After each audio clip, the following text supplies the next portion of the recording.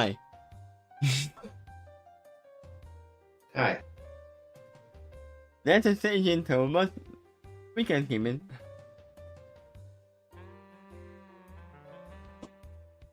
It's an introduction. Yeah, hello everybody. I am Takeshy, and I am here with Quill.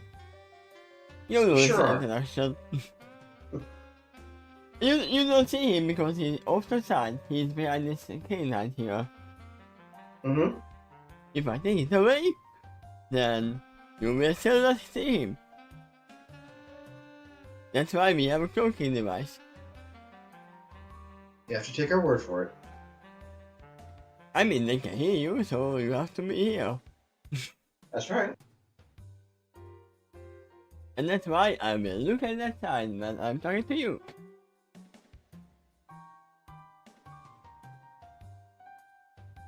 But we have a lot of things not finished yet in this world.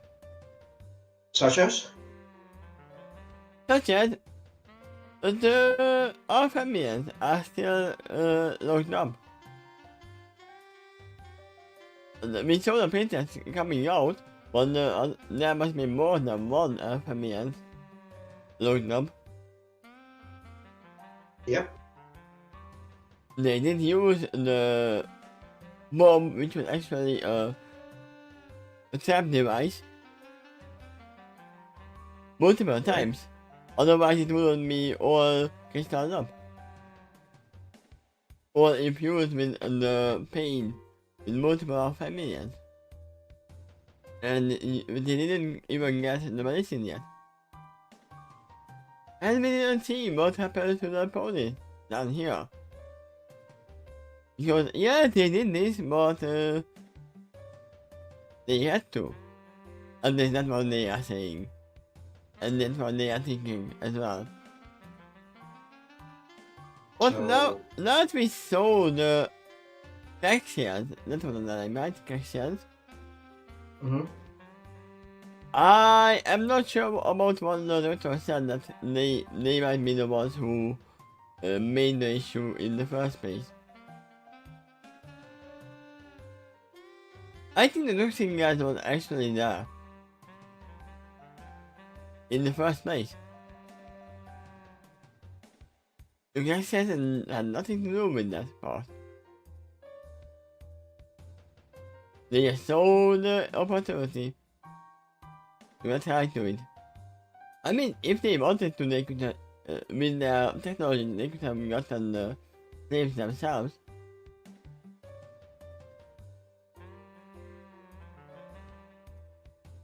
Or were they actually afraid of the Alphamians? Even more so than the Doctor? The Doctor was no threat to them. Possibly. Anyway, the Formic does give credit to them for giving them the psychic trap in the first place. Yeah, they didn't even consider that. They were like, ah yeah, you don't have any weapons that can harm us. Yep. No, I don't, but you do.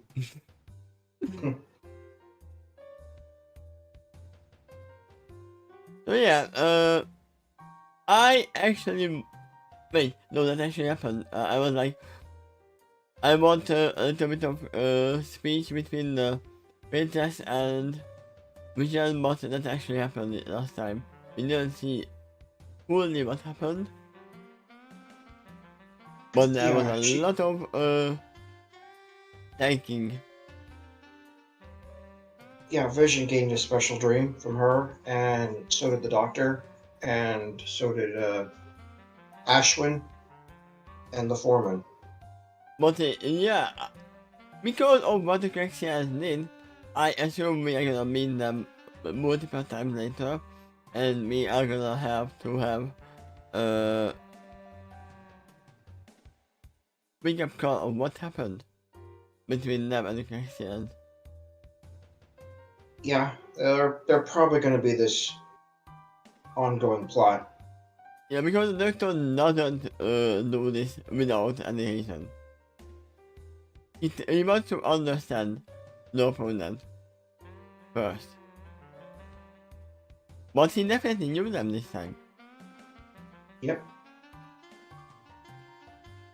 So yeah, most of the issues have been solved. The storm is away. All they need to get to fix is the radio tower and get medicine for the others. And get some punishment for the ones that tried to sell the slaves. Correct.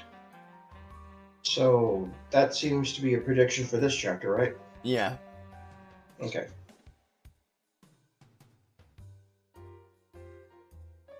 So what kind of music do we want for this? Say something casual. I mean, this is casual. This is the most casual song I have. Hmm. Let me see.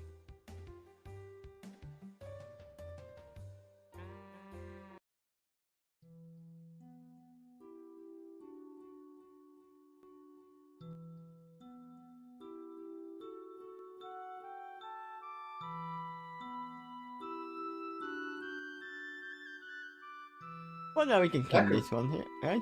that could work, yeah. 115. Onwards and upwards. Element turns about on some kind of soft surface. Before I fully realized it, and the surface is a man. For some reason, I thought it was starving. I mean, that's kind of a man. Mhm. If that is true, that means the real thing is he just experienced a moment before it was a dream. No, you wouldn't go make that. Oh yeah, nothing happened. It was just a dream. Yep, let's find out what really happened instead. Also, the only reason it's not storming is because it was already taken away by vision. No, wait, vision was on Murphy, not on storming. Right? uh, Wait, yeah.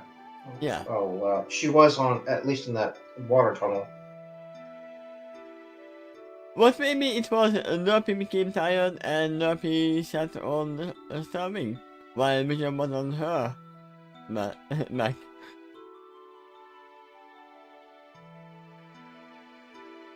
I mean, if Fellow Did- made fall asleep without actually Because knowing, then something probably put him into the mud.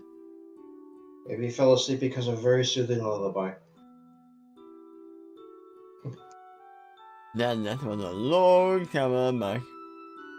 Hmm. And then his eyes pop away, and then blink tiredly. As his waking memories flew back to him, because how the last time he awakened on this man, he was confused and delirious. But not this time.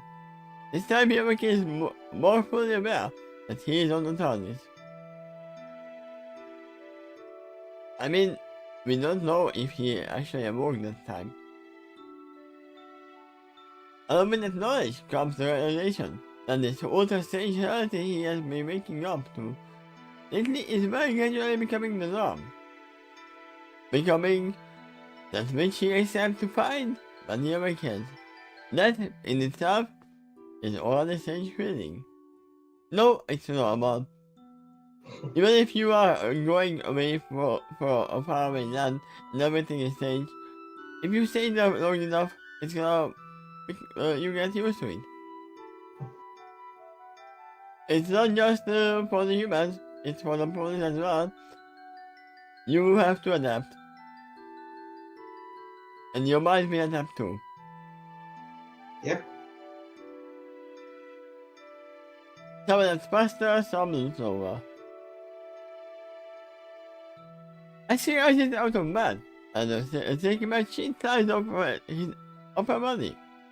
And the wind was on the triumphant moment yesterday, and he got out of the submersible pod and looked up to clear purple sky. Oh yeah, they are not on Holy Land, not in Express here. I'm not sure why am I surprised by this. Like someone look at me and laughing. If he saw me. Yeah, there are multiple different colors of skies all around the Thanks. world. Thanks to that, it also suggests what the color of the ocean would be too. I mean, it could be different color. Well, we know it could be pink.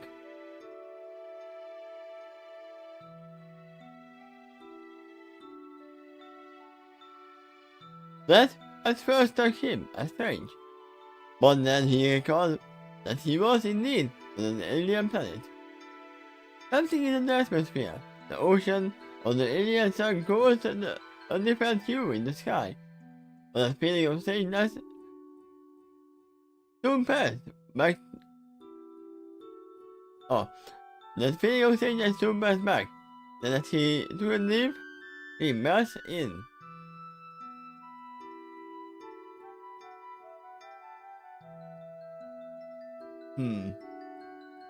Magic and the feeling of oneness with the air flooded into him.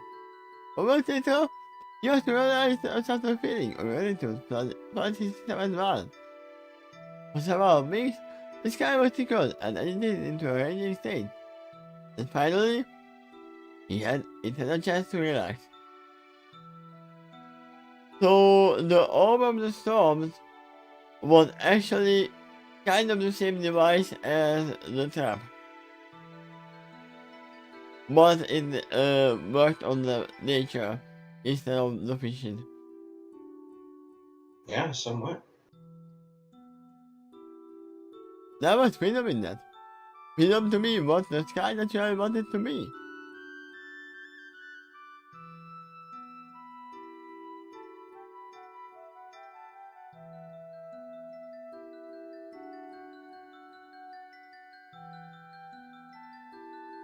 Also, yeah, if I think about that, Halloween actually is gonna be good at adapting to things because he was for a while living in a hermit, right? Yeah, for about 8 moons. Yeah, if you can get used to that, then this is nothing new. It is new, but it should be not that strange. But it makes you see that peaceful feeling of gratitude and triumph again, as he did with the previous day. It feels and felt so good to know that all our challenging efforts have paid off in the end. The world did become a better place again because of their efforts, and that is a very great feeling. Now he knows why the doctor does this. At least he thinks he knows. But he doesn't really. And immediately above his head perk up. Then shift to his left, but he notices more noise pick up outside of his room. Curious and excited, he climbs out of bed and moves to investigate.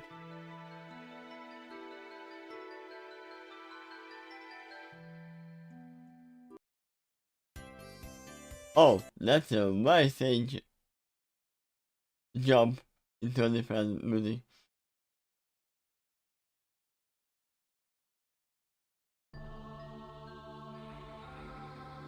It's dark.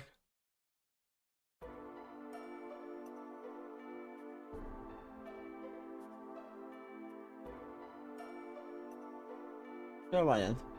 You don't know what will happen. Which is not really the truth, because you know what will happen. Upon arrival at the TARDIS his main control room, Halloween discovers that it is the Doctor that has returned. And you see that more memories come flooding into the adolescent Unicorn's mind. Principal among this is an explanation of why the Doctor wasn't here until this moment. While everyone else was exhausted from the latest journey, and Vision was already asleep, Doctor kept going with his true heart. He must recognize his unusual stamina, the fact that he had to heart. Yeah. And it would be, as I said multiple amounts of times, would be one of the best superpowers when you didn't need time, sleeping or resting,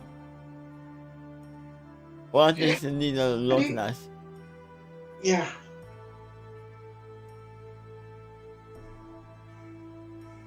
Because we saw the doctor getting tired as well, it is possible, just a lot slower. Far more rarely, I even seen him asleep.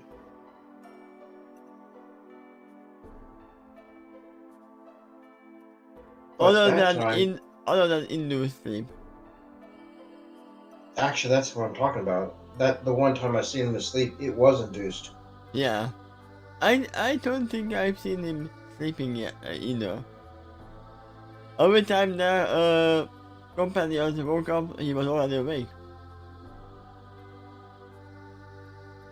Or He still was awake. having very special dreams that time. Yeah. Aside from that, Doctor made the claim he still had a few loose ends to tie up in this adventure.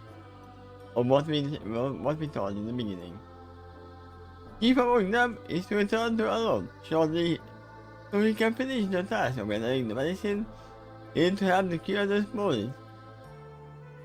And the doctor said that none of his companions were still awake. Voice echoes that for him, but to assure them that he could probably easily handle the rest. That he knew one of the Alphamians was around, and the princess no less. Doctor felt confident that they could command the range of the Tachyphaxis.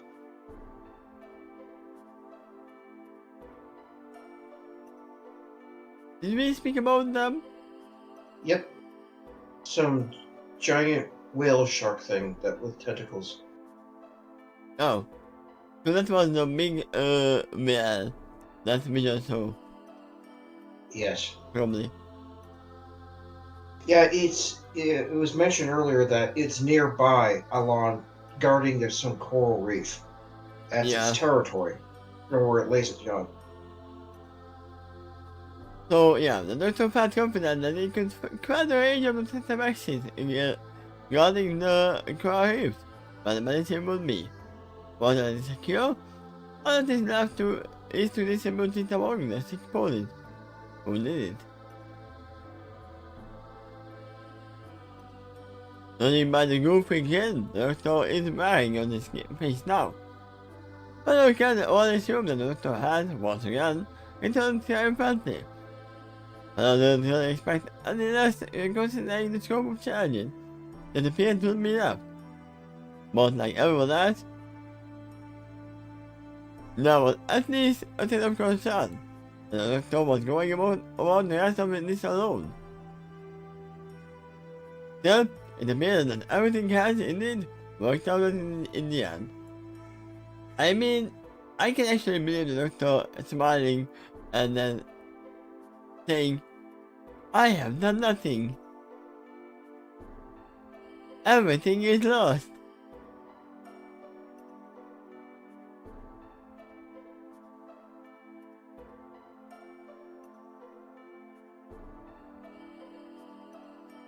What thing he would be smiling about if he actually found something that he doesn't know?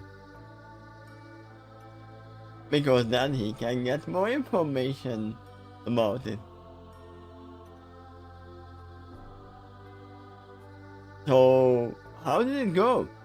Coming guys the doctor with an affectionate pound on the doctor's back, using her wing. Her left wing. I mean her left wing is her wing as well.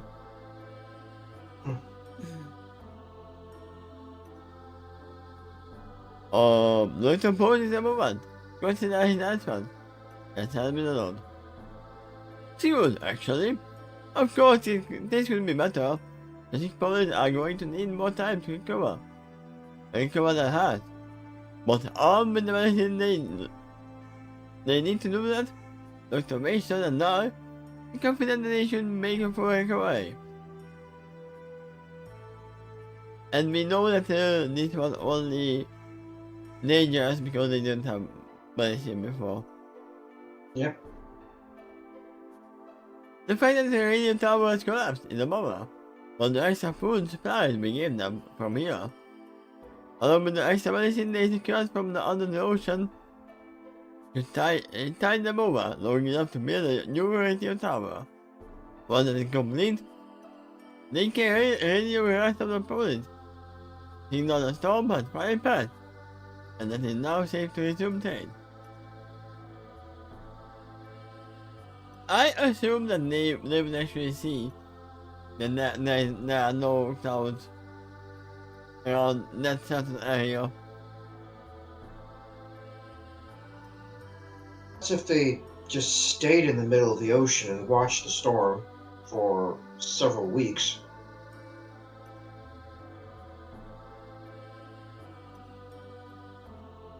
I mean, if it's an open ocean, you can see far out. That's why there are good weather reports. That's why, without actually having the weather reports nowadays, the sailors before knew when there is gonna be a storm. Distance is still a factor. I Yeah? can't see the tropical storms over Hawaii from here. You are not squinting enough. Okay. Yeah, alright. That's. I'll squint some more then.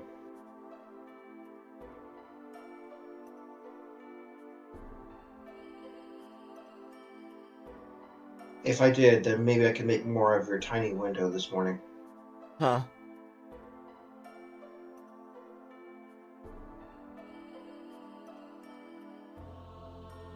I'm glad to hear that our efforts help me.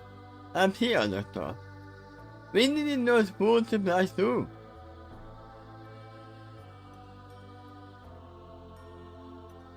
Oh, there's the bot. I was like, where's the bot? Something points out.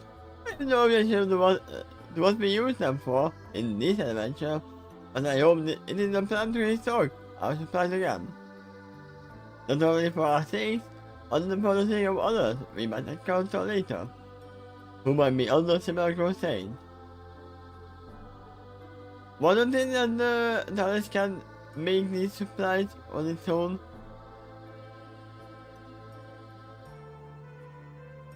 I think so. It may be that she's not aware of that right now. Yeah, they might not be aware. I mean, they just joined. This is the first time they joined, right? Yeah, and then they probably don't know.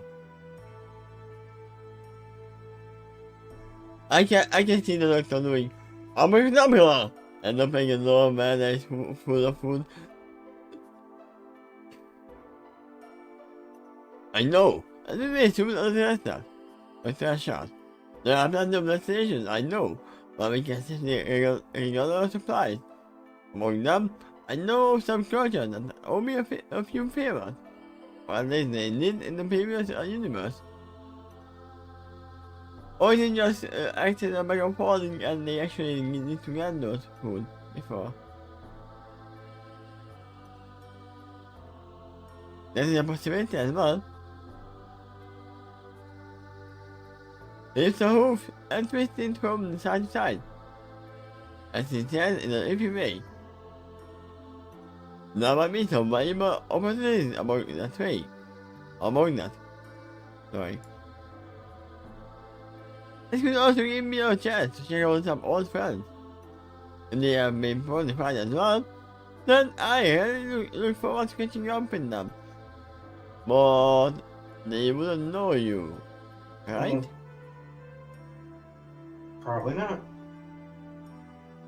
I would look forward to befriending them again. I mean, there would be some nice things like actually forgetting a movie that you really like, just so you can watch it again.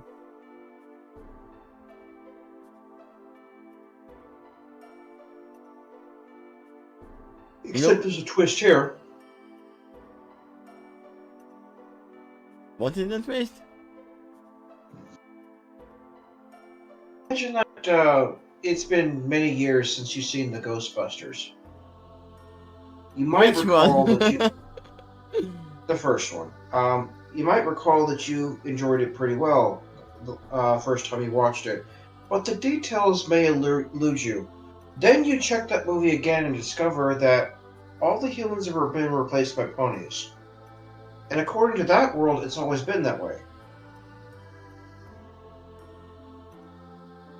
That would be the twist. To the Doctor, anyway. I mean, yeah.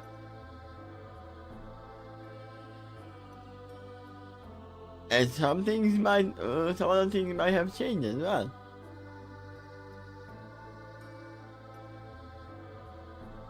Yep, But yeah, yep. But some of the Ghostbusters might be able to fly or cast magic. I mean, they are not using a vacuum cleaner or, sorry, I forgot whatever it's called. But they are using their horn to catch the ghosts. And yeah, there's a possibility some of the technology used in that movie may be replaced with magic instead, and the rest of the world regards that as perfectly normal. But to the Doctor, he's probably going to chuckle in amusement. I mean, that's why people joke about, they are not into ponies either. So, oh, you are watching ponies, ha ha ha. And don't see what's behind the curtain, that it can be anything. Not like they didn't watch cartoons with animals in them before, which can actually talk and use magic as well. Actually, they have cartoons about humans, the mythical humans, and that's Enchanted Lyra.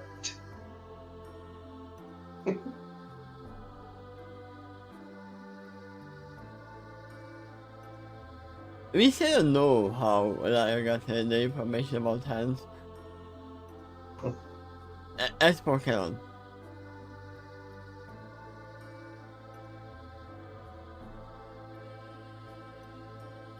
You know what to do?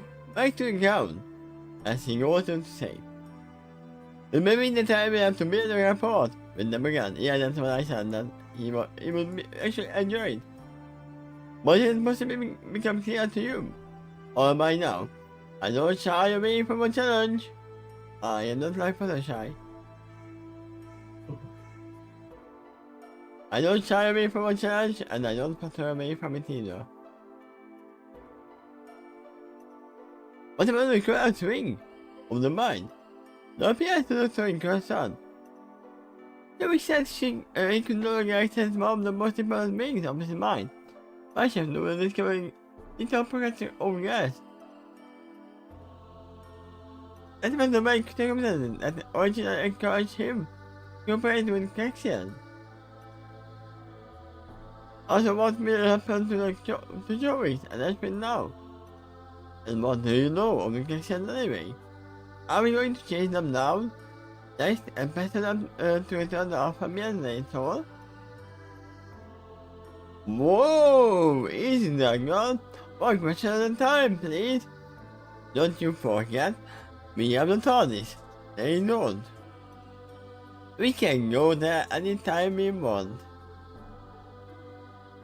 Yep. Let's encounter. First of all, there's no easy answer to every problem we encounter. It is like going to take time to work out the problems they encounter in the mineshaft. I found a few suggestions and may help eventually. But even then, it will take time to fully become fruition.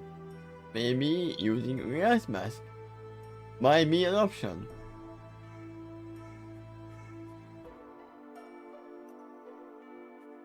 Or maybe even just scuba diving, that they definitely have.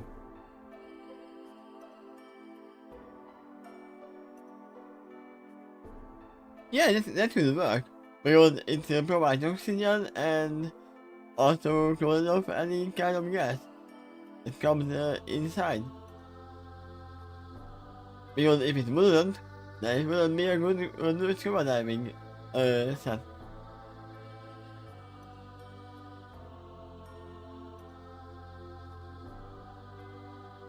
Of course, they don't need in play. This is like showing some scholars members and that's common service, not jam.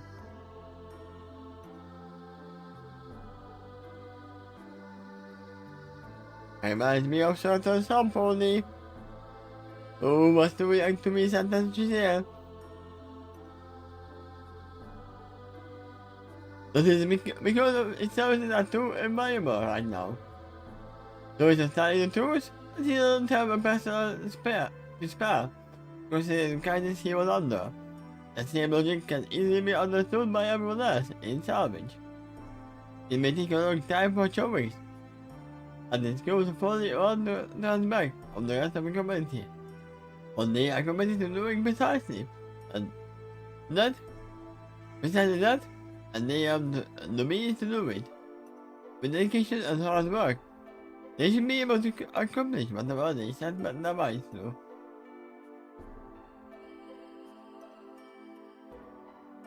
Dr. might actually forget something. It's probably not only Chobix and his colleagues who were in cahoots with the whole thing. It might be everybody down there. In alone. Just because of how they were like, not fully endorsing the option of them going there. They acted like they know something. Something depressing, too. The Foles were the most willing to talk about it, but their parents kind of silenced them. Also, there's no way that they didn't know, because there was they actually had the princess there, who was having a PTSD moment. He was looked into a PTSD. He was crying out for help, and I'm pretty sure everybody down here felt it. Yeah, that cry for help was adding to the pressure of the crystal trap, which is why it was eventually overflowing into a bomb. Yeah, so everybody down there knew what's happening. Not only that, not only Jobbers and the Collins, they were, even if they didn't have doing it, they didn't do anything against it.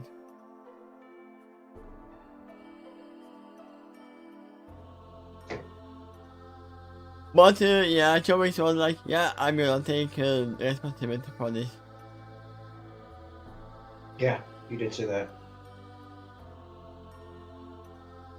As far as our role in this affair is concerned, it is not a wise policy in general, moving ourselves down, solving every technical problem that we observe in other societies, observe other societies having. We should instead concentrate on the big crises that they can't handle. Once that is squad, it's typically time for us to move on, unless we have some other purpose to tie us to the same place and time. That includes one, by the way. My mind immediately went to the set that they went to later on.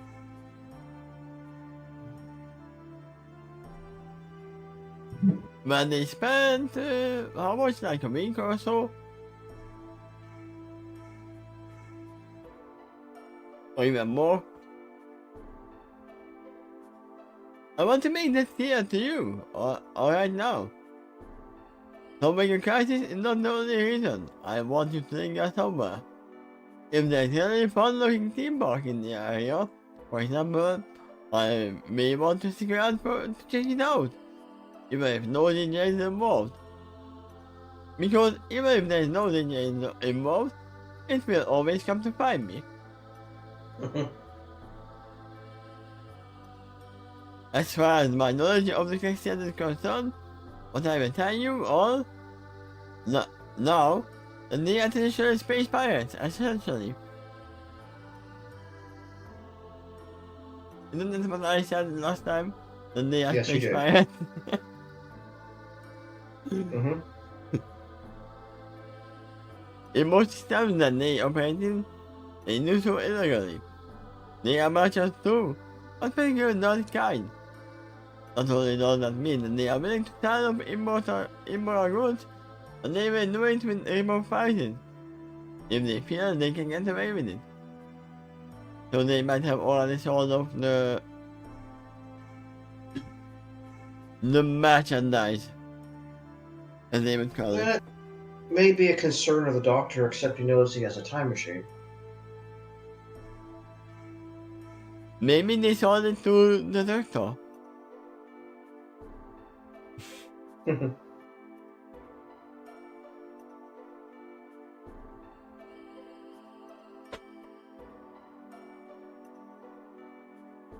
They are not about arranging external circumstances to fall into the Empire's favor as well. You don't think it would benefit them to start weapons on both sides of war, for example? Then they would do so with no hesitation, even though they knew it would continue to drag out the war. Make it far more bloody for both sides.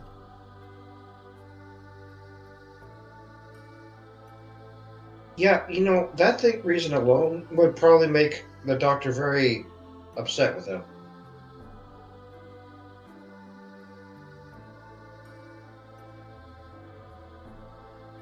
Suddenly in history there has been actually scenarios like this. In the human history. The Doctor does not like war, so... And there you're looking at war profiteers who are keeping it going, keeping the violence going. For entirely selfish reasons. Yeah, until they don't target me, then I will sell them. A general can sell most of them. They are among the worst life forms I have ever encountered. Not the most powerful or dangerous, mind you, but the worst negative attention they earn from me, simply because of the sheer evil that they have brought into the universe, and with very little redeeming qualities to boot. Beyond the very few specific individuals who have found me out in the past. But was it in the past or was it in the future? Well, it's his past. Yeah, it's his past, but the timeline. Mm-hmm. Like I have a lot of time I encountered, they are least manageable if you know what buttons to press. Probably the south this time button is the most important. My dog very well is that's petty, for example. And that is the biggest weakness as well. If I want or need for them to fear me, then I need to send their wallet and bank account. There is usually no sure way for me to get that attention than us. But exceptions exist for anything, anywhere, and everyone. As for my intention to change them down, to make sure that they maintain some incentive to return the alpha male in the soul, that's where the empathy gets. I have absolutely no intention to remove the ominous promise I gave to them, because I generally can't stand the bullies and slave trainers. So I'm gonna be the bully.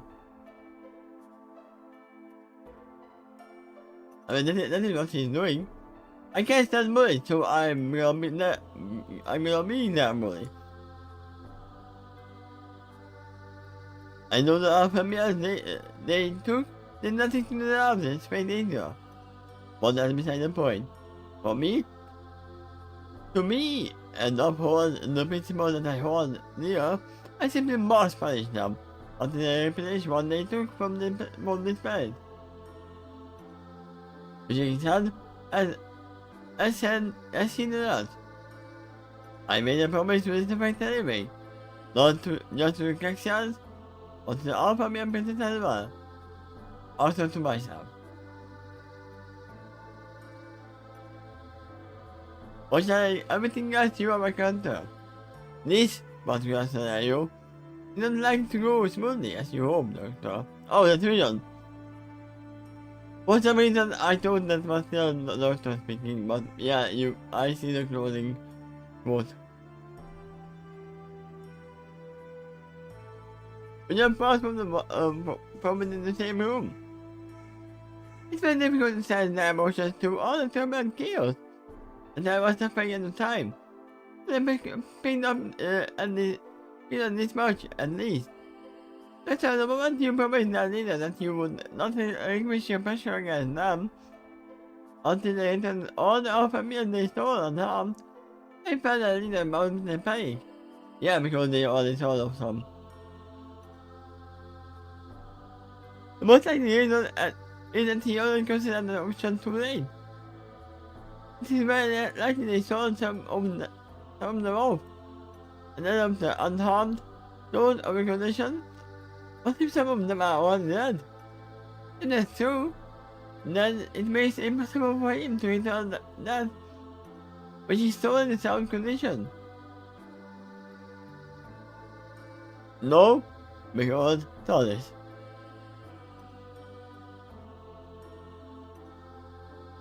Whatever the case may be, he has uncontrollable determination to allow this is all. But he realized that he may have no choice to consider you as an enemy, because of the circumstances that already pinned him to a corner. He was trying to find the courage within himself, turn around what he was. Yeah, well... Dr. tears up for a moment. He looks down, immediately rubs the back of his neck. When he looks back at the mission, he resumes. That happens sometimes. Sometimes it is too late to save someone. Because the harm is already occurred before I arrived. Or occurred during my adventure, despite my worst efforts. I am formidable, but I am not perfect. I am just a pony. I can only do the best I can.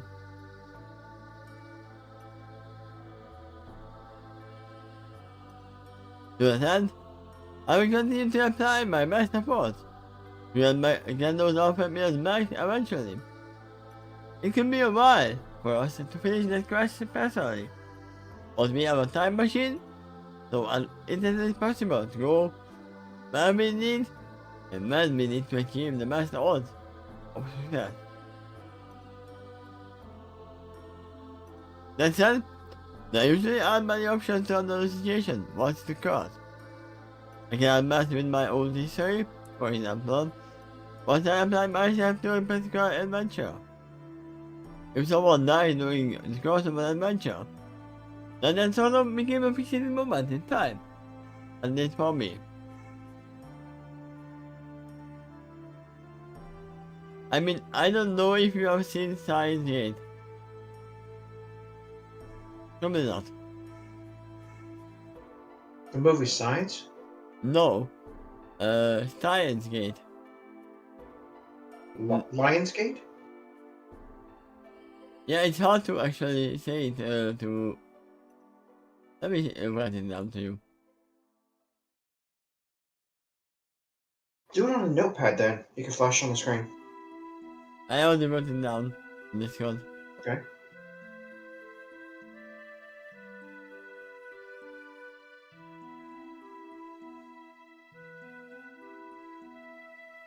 But I assume not.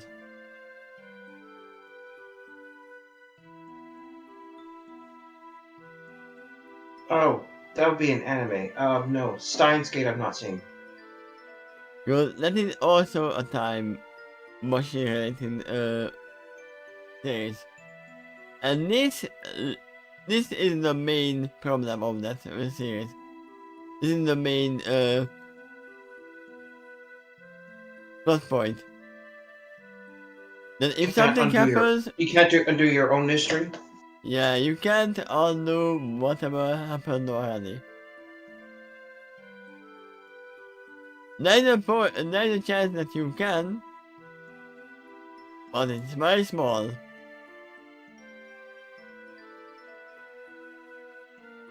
I can go back in time and save them again. But in the past. Into the past. It has was also result in negating no matter reason my attention was moved to that ever change in first place. Yeah, tell me about your shenanigans. You made the most much of my life, but there are rules, and I have to follow the time laws. That's not just for my own sake, but for the very integrity of the whole universe, and all of time and space, and even to us.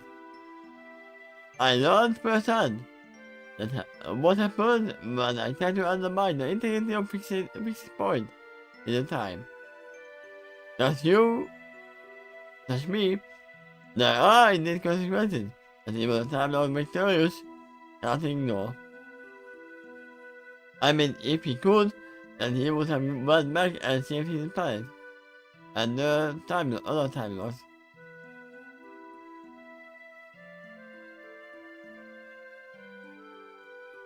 Thanks to your missing report to me, I now know the narrative of 6 alpha males that he saw, reaction from this planet.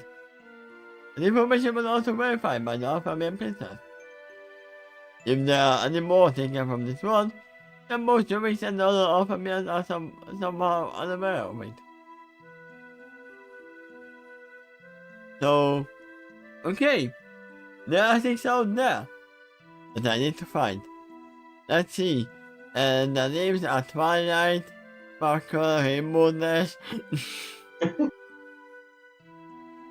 Going up to the Takeshy themselves is definitely a good start. Even if they already saw some of them, some or all of them, fellow clients. I might at least be able to wrestle a contact list from them. Using that, I can taste my quarry down, and otherwise do my best to secure the alpha male safety. Safety.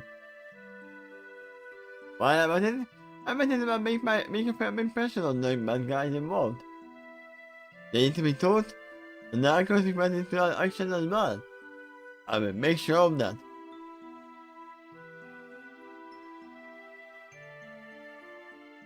Speaking of which, I never heard you say down the law. So all of anybody else before. I've been command. I didn't know you were so capable of such so much anger. I thought you showed peaceful resolution to every conflict, and that nobody is beyond forgiveness. Yeah, but these are not police. They are Christians.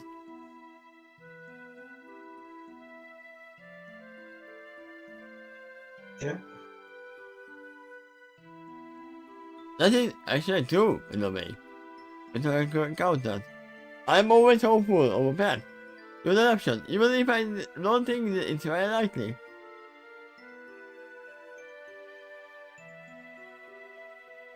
Yet it is immediately my mind goes into the Daleks. And what was in the hybrid? The Dalek hybrid? Ah, so you saw that episode. I mean, yeah, that was almost in the beginning.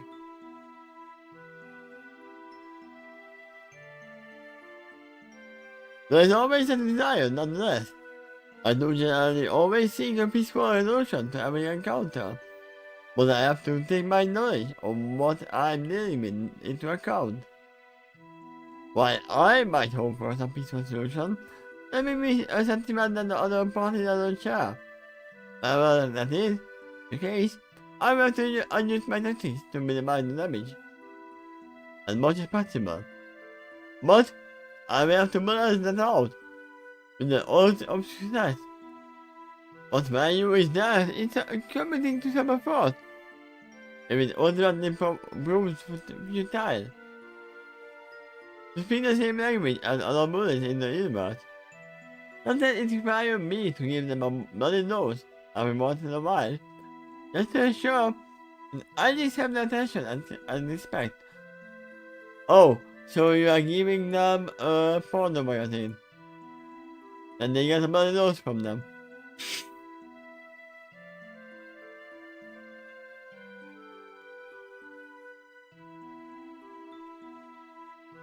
You know that stupid trooping animal, right? When they are watching something.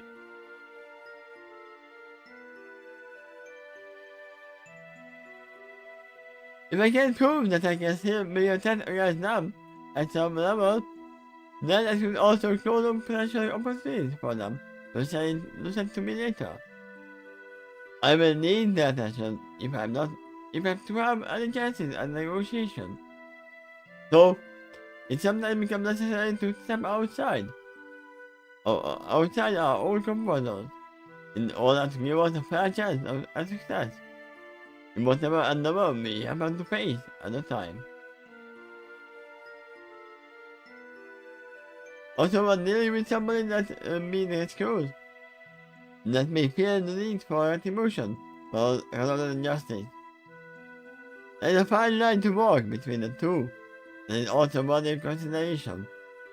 Furthermore, we have to always be open to the possibility of what you think are tactics as the situation gather unfolds. I have to find an adaptation is typically key to success.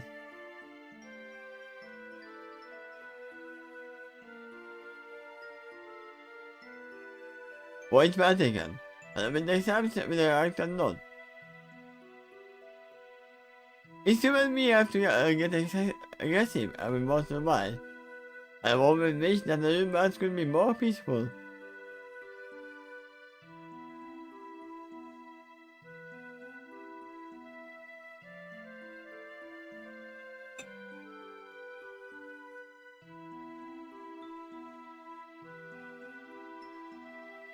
Doctor Sally looks apologetic as he said. Speaking of which, I promised myself that I would later apologize to you for calling you out and you crossed the line in a tunnel. I used your writing and a unicorn to impose negotiating leverage in an attempt to solve my circumstance obstacle we faced at the time. But doing so, I saw your feelings.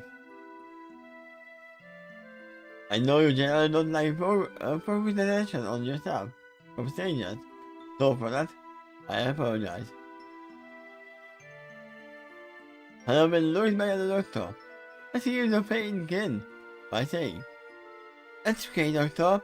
I'm not going to lie to you by saying that I wasn't wounded at the time, but I would have been far more hurt by resorting to a violent solution instead.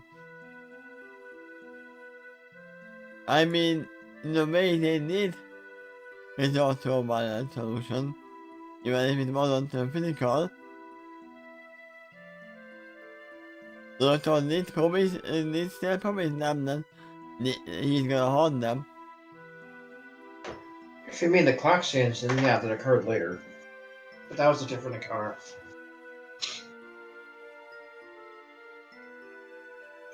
Yeah, I always remember the question. In your place, I might have done the same.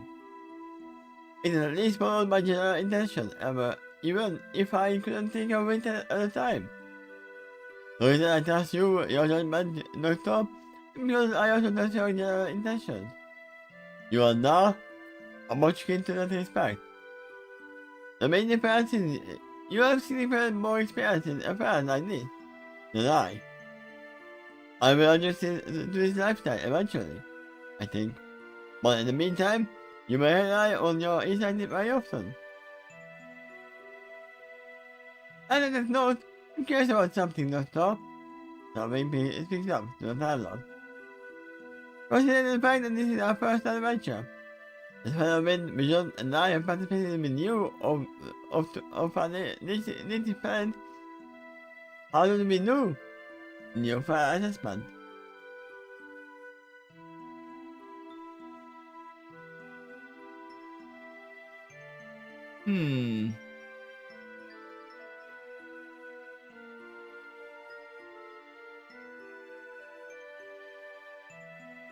They get the passing score.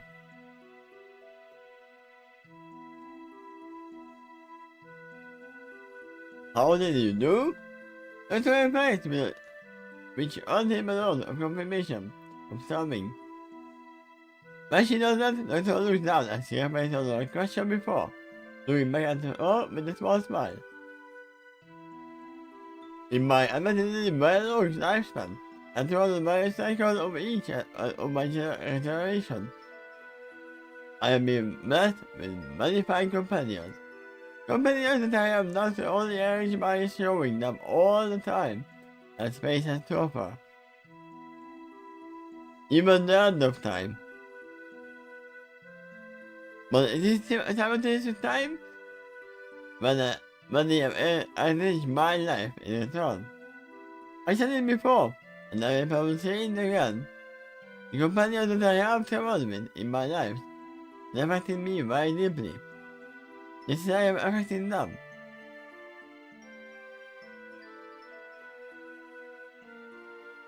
I mean, that might be a reason why the monster is acting how he acted.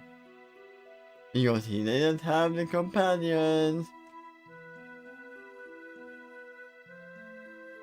I would The not. first, Yes? the first Doctor was the least heroic of them all. Um, with I mean, the William Hurt, first one I didn't see yet. yeah, he seemed more interested to be the professor who is shown the way of history without, I guess, without judging it, without interfering, without doing anything to help. Um, and it was his companions that had more heroic instincts that wanted to save the day. Um, it eventually inspired him to be more proactive with history.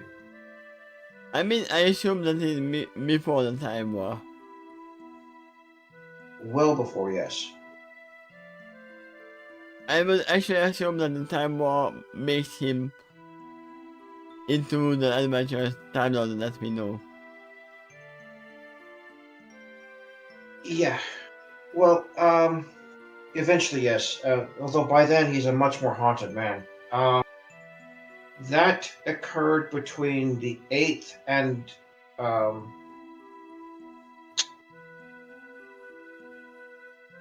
and the technically the 10th Doctor, because the next one was the War Doctor. He didn't quite remember it well, but it did occur, and that was the one that was the primary driving force in the Time War.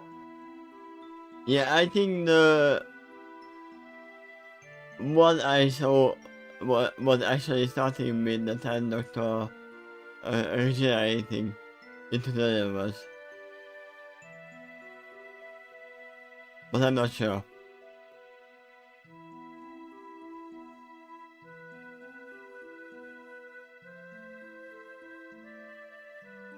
So I have only seen the adventurous Doctor. I would not be the man I am today. You are not a man either. Were it not for those valuable lessons. And the exciting thing that is I have found every single individual I have admitted to be more wholly unique. As a result, I learned a few lessons from each one, which is the carried on to all of my future journeys. All the wisdom and experience you see in me. Now is the byproduct from all who came before you. If you appreciate what you see in me, then thank them as well, for they are still very much part of my mind and thought. You will be too. We shall all grow together. But not old. I cannot grow old. Well, not too, because we know that he can grow old. Yep.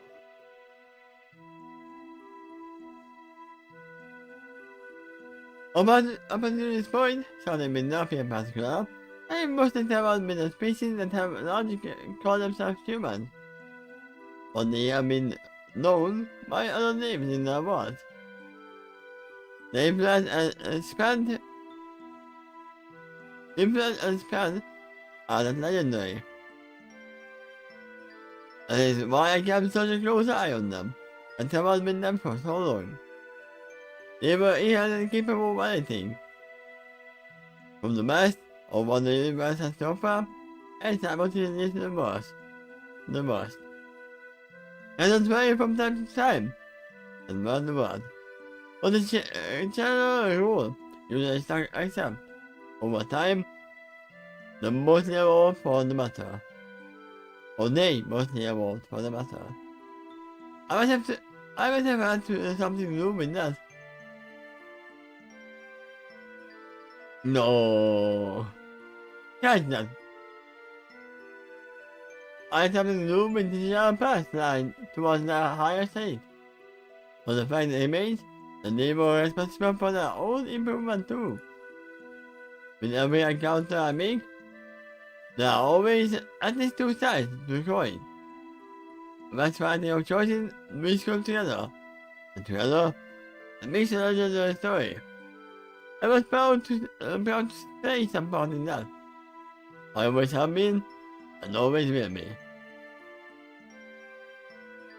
Now with ponies. I am noticing a similar pattern here, and I had with humans.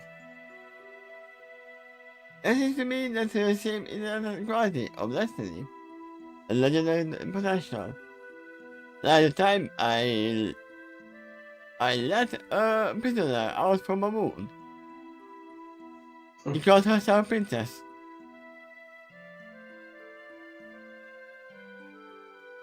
Or the ruler of the night. This would be fun actually. You know what? I recently encountered something that there was an agency called Smile, which is what Bon Bon had worked for as Special Agent Sweetie Drops. And I ran across a line that they said to Lyra once she was sort of recruited into this agency, that they felt responsible for the arduous effort of freeing Princess Luna from the moon. And it just occurred to me now that the way they did it could have been through the Doctor's help. It could be. Because when they're working with him, they'll probably also be involved with the adventures he normally encounters that went along with that particular situation.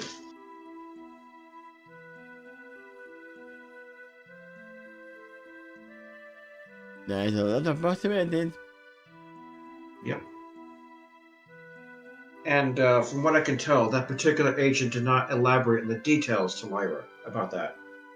Also, yeah, we literally don't know how Luna got out of the moon. We know it was sad that she will return. But how? Well, according to the groan from that particular agent, it seemed like it required a lot of arduous effort. A lot of effort. Oh. Beyond the fact that project was a pet and humans are mostly been bipedal, the shocking difference that I have observed is the more innocent nature of the police.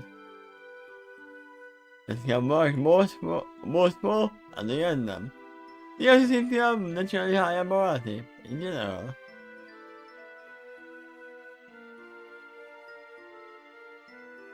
For example, I had an encounter on the same adventure, but every pony was replaced with a human counterpart that knows a song. At least one shot races under the links would have betrayed him.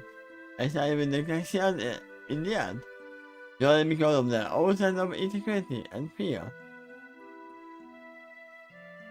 However, in this universe, there is a sense of camaraderie and harmony. He said the word! And that surely seems to pervade even the most basic of all these things.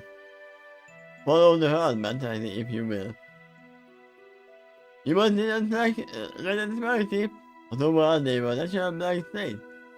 And as such, they had an expert chance to be inherently anything. That, in turn, made them much more unique. As such, it is never wise to judge an individual by the standards of the race as a whole. Being exceptions to any rule actually involves itself in the most uncommon pattern among them. Now that I think about it, He really chose the exceptions in the Polyland. The small unicorns who can fly, the big Pegasus, the one with the one eye, and the vision. Yeah. All There's of them are exceptions. right.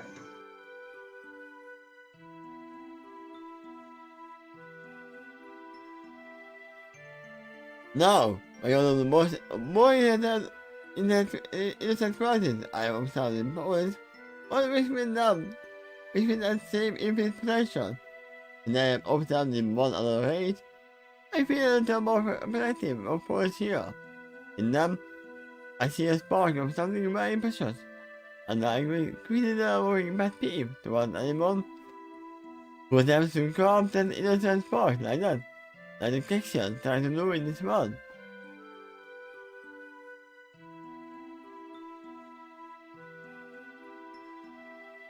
I do think the population as a whole will eventually mature beyond innocence and childlike wonder. However, until then, I feel they want to protect them especially carefully, because there is a special quality to that.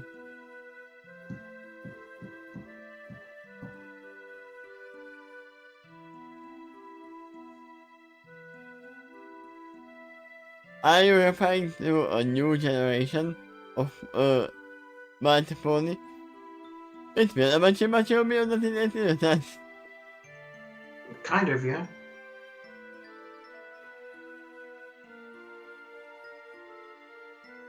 I mean, to be sure, probably the first generation was the least innocent.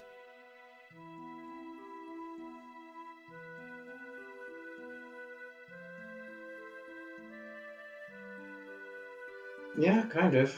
There was. I mean, I only saw the one movie of that month. Again, true with me too. That I saw very little content of the first generation, but it was more dark. From what I could tell. But I have one proof why they were the most dangerous generation. They had contact with humans. Hmm. That in itself is enough to be the most dangerous generation. That is why, for as long as they need me to, I will uphold the promise I made. You boys are now under my possession. The other races heard such promises from me before, they eventually learned to rightful respect, and no fear that more than creation. It is a big deal, and I will spend eternity, if I have to, proving why that is so.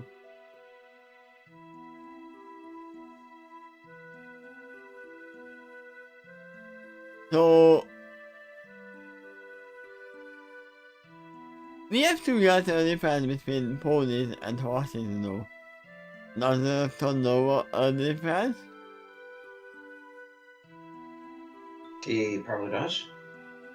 Well, to some extent.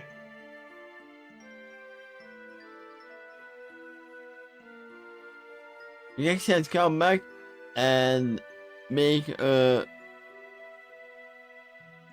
contact with Kaki Noodle, and he's like, Doctor, what are you doing here? We didn't do anything to the police. We are dealing with a little donkey. That is not a pony. You can't say anything. It's a police for a moment, and it's together himself again. What he knows to say next. And suddenly, his face beams in a smile. It's so bright and proud that he's nearly in tears. His face actually sketches off for a second. And it's painful to even attempt to reveal how proud he is of them all. And then Pinky stops pulling his cheeks up from behind.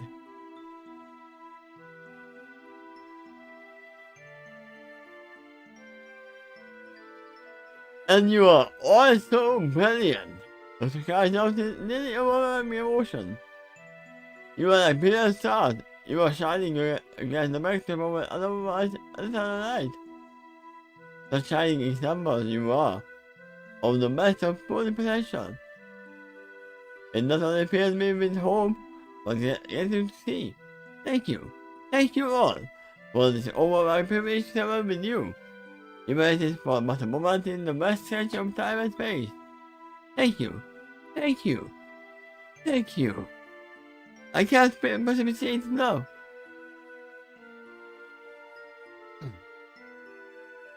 You are my tears, my words, and display of powerful, raw, genuine emotion, and be at all. Of my friends. My friends here, to back together using your wings. As she said, hugging. It's time for hugging now. The room grandly I always have problem with that one. Acquiesces. Acquiesces. I know how to say it. My tongue does not want to do it. They come back together and reach wings and hopes across the backs of each other. Each of them. And they march up together share a happy, warm, and deeply affectionate hug. Which is neither to guide us to another group, but once she has a physical contact with any of them, she is pulled into the group without fail. Wherever we go, and whatever we do on our journey together, I wanted to know how much you all mean to me. Dr. My grateful state, and they continue their hug. I will do everything in my power to protect you as well. For if I lose any of you, then I will lose a precious part of myself. Well said, Doctor, and the wind agrees, while his own voice is a bit shaky with emotion. Very well said. I have to write a new poem immortalizing this moment of affection. We are sharing soon. Actually, why do you not capture this energy right now? In the Earth crystal? Oh yeah, he does have that. That makes me yes. You remember? He forgot. As well. I remember in the very first episode, he was like, he woke up and then he forgot to sit next to the bed. And send the happy back to get it. Mm-hmm.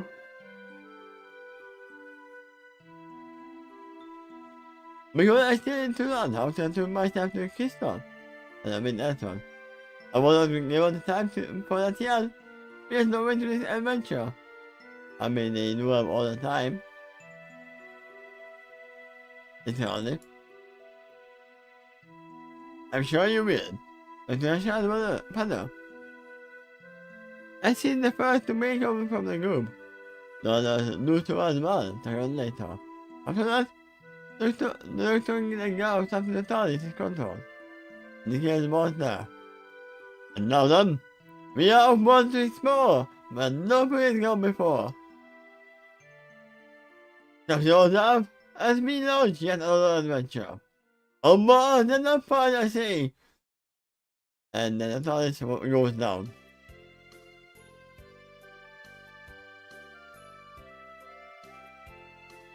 But there are no seatbelts to step ourselves into, someone complained. Naturally, that should be. That's a very good idea. It's a very precious sounding of playful wing. If I embody the eggs and switch back, and launching them both into yet another of their amazing adventures together. And that is the conclusion of the first arc of the story. Yay! Yay!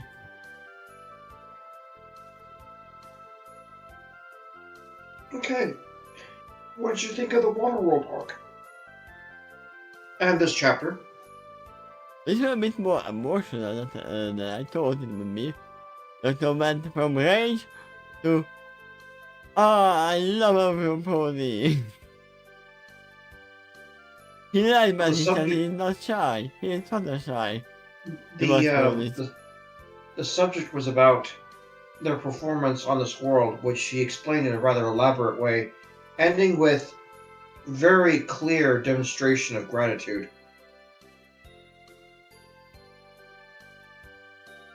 One thing I'm surprised is that he really didn't say too much about the connection. He said, yeah, they actually met, but nothing really personal. Why he is against them. Well, yeah, he certainly applied some history with them enough to recognize the fact that they're typically pirates. Wherever they are, they operate usually illegally. Um, he also says they are merchants, but the dirtiest kind of merchant. Yeah, they are dirty. They actually charge me a lot more than what I bought was used to be. They would. If they felt they can get away with it, then their ambition is towards selfish greed. And he says that their weakness is their bank accounts, their money. Yeah, that's the best way to get their attention. And we know Is that the he has before. hmm. I mean, that's basically what he did now as well. um, yeah. So he says that they are very immoral pirates and traders.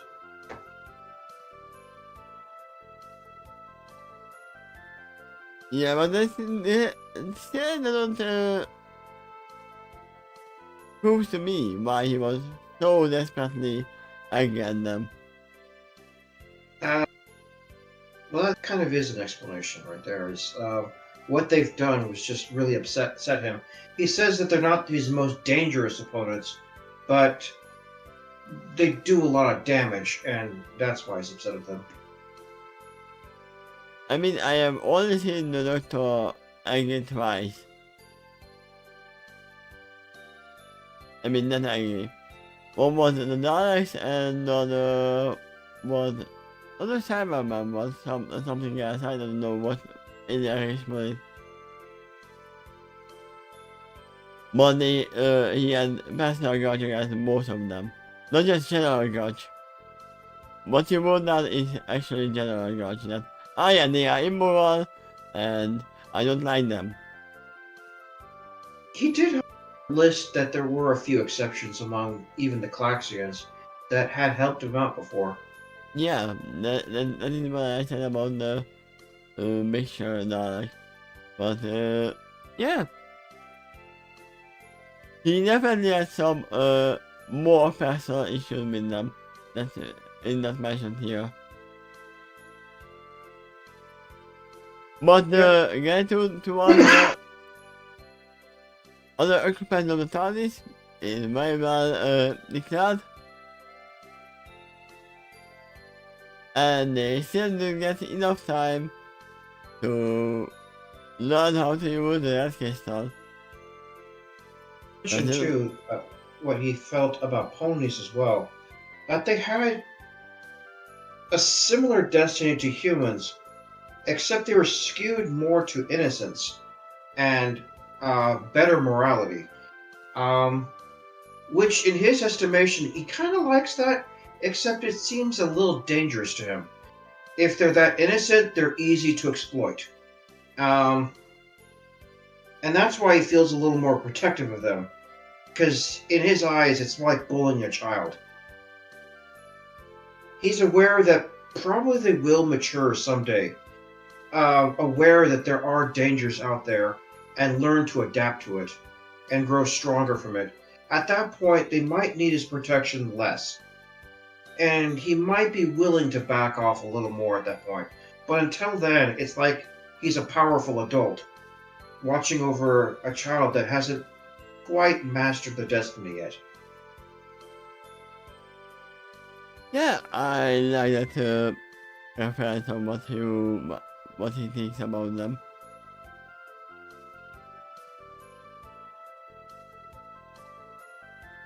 he definitely is affectionate to Time Lord, towards some of the creatures and not all of them.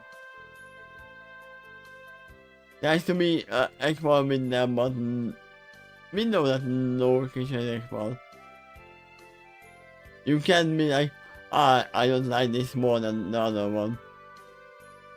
Just say he tries to be affectionate to most of them. Yeah. If any of them are exceptions, then he's had personal history with them that proven over and over again that it's worth being cautious around them.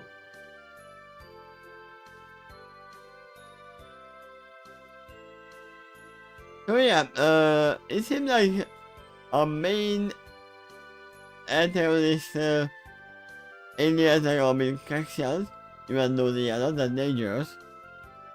At least for now. Yeah, for now that they're a driving force to an ongoing plot, get the Ophthalmians back. I mean, that's mainly his focus here.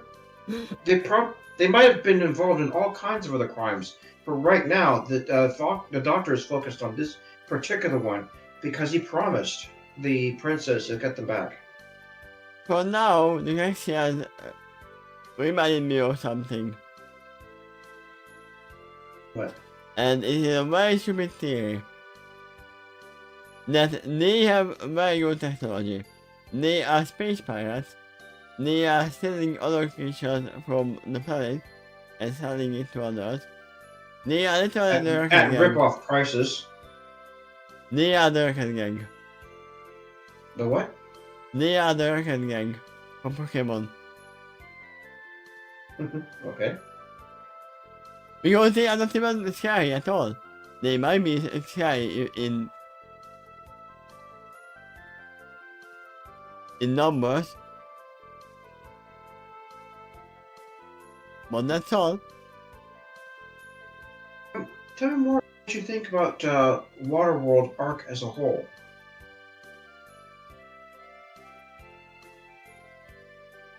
Nothing of water. 0 out of 10.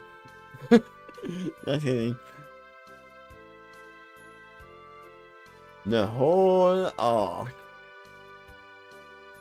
Well, this was definitely the first adventure of them. They didn't do much. At least Sun and Halloween didn't do much. I think they couldn't because they were literally nerfed. The can shine. Literally. You said that. Oh yeah, there's a storm. You can fly. You can use your magic. You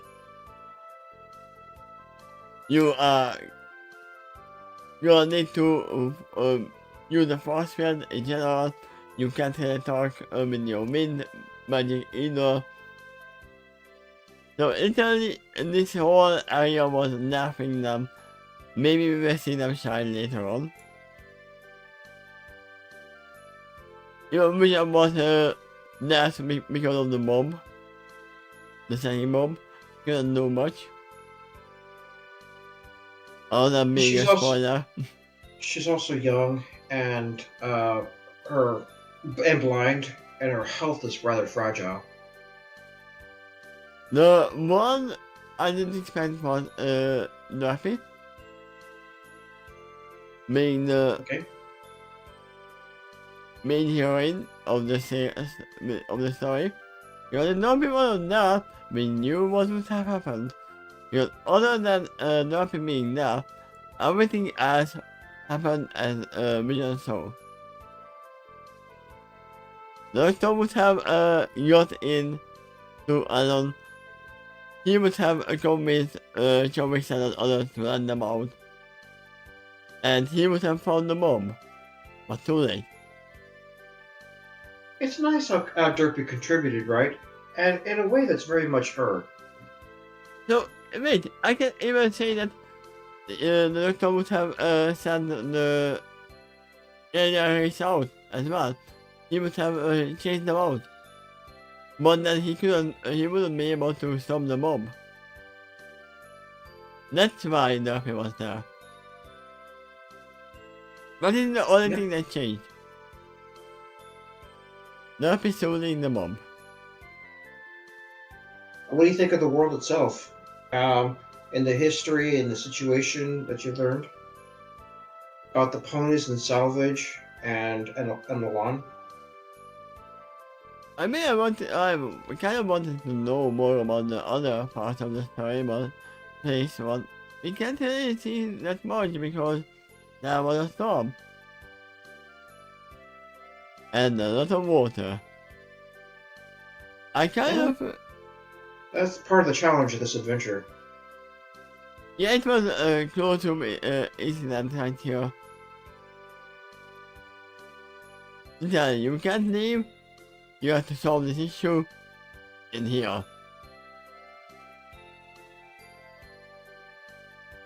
Hmm. I mean, we didn't really see too much of the area. We were focusing on fixing everything. Another objective of the Doctor gained in this adventure, which was mentioned earlier but not in this chapter, was he was curious to check upon the unicorns and that's orbiting this world and see And what's up with them because were they aware that the Calexians were sneaking in or not? I would actually assume that they were. You think they allowed it? But the Calexians also have a cloaking device, so they could potentially sneak in. And it was used when they first appeared. You know what the problem is? Then the unicorns are working with the parasite. And the parasite can control the weather. Even with the storm or the almost storms, they could create them. They could have come down. And that's what is happening. There is no way they didn't see what's happening down here. They just chose to observe for now. I would assume. Sure that they would notice that the storm's been occurring at this localized region for far too long. They may not be entirely certain why, but I think they were aware that the orb of storms does exist down there. Now, according to the Doctor, their mission is to prevent external influence to this world. No alien contact, including themselves. But the orb of storms was made in the world itself, made by the native Althamians. So that was regarded as unusual, but not unheard of. They were aware someone down in the world can do this. Yeah, and so they failed to do anything about it against two alien races at the same time. The reactions were storm was here there. and the Doctor was here as well. The fact that the storm was there does not guarantee their awareness of the alien influence. They might be thinking the natives of the world are doing them to it themselves for some reason. Yeah, but I assume that they would send at least the parasite down, immediately upon the storm receding. Actually, the biggest crutch here, the biggest flaw is the Doctor said because of the psychic potential of the Athamians, they are in communication with the Guardians in the other world that he came from. So yeah, the Guardians should be aware of alien influence if the Athamians are aware of it. But, no, because they might be actually like, sound like the princess was from the mom. But the other side to that story is maybe the Althamians weren't aware of the Klaxon influence and when they did find out, it was too late. They got captured, and that sort of silenced their story. So a lot could be going on there. So that leaves a lot of questions to be answered from that end of the story too. Yeah, at least you left it open-ended that, yeah, We will definitely hear more about Christian. Yeah, definitely. He plans to make that an objective. Even if they already sold the Afomians off, he wants to get a hold of their ship's manifest. And yeah, there are 6 more Alpha males that they have to get, which Hmm. means we might actually hear more about the Alpha male race as well. So we got 6 MacGuffins out there. 6 what? 6 MacGuffins. I don't know that term. Story hook thing. Ah. The main 6.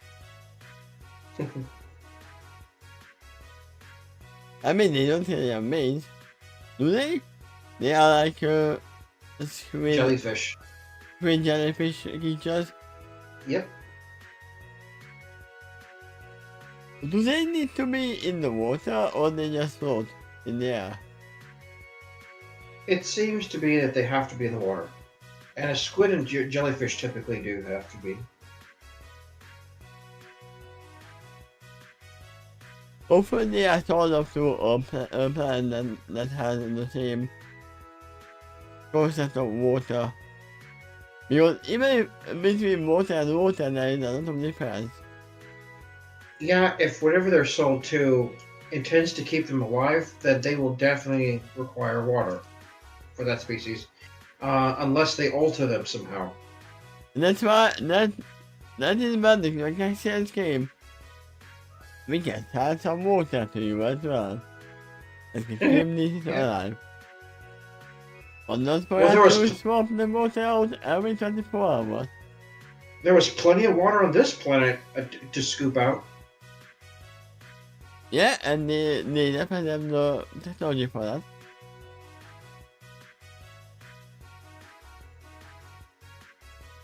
But yeah, they are on to the next adventure. We don't know, I don't know where. But we will definitely see the Christian and the Alpha Man later on. If, well, everything should be fine, then they should actually go up. So, I mean, it's an upwards and downwards.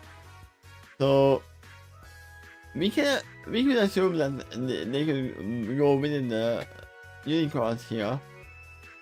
But then they wouldn't use the TARDIS. Another important angle to the story.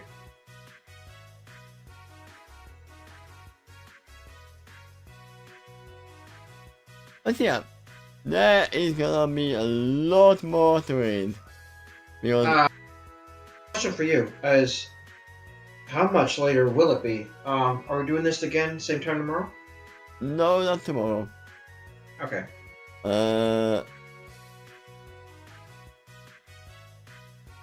It's gonna be on Monday, but it seems like it's gonna be a two-parter because that is a double-length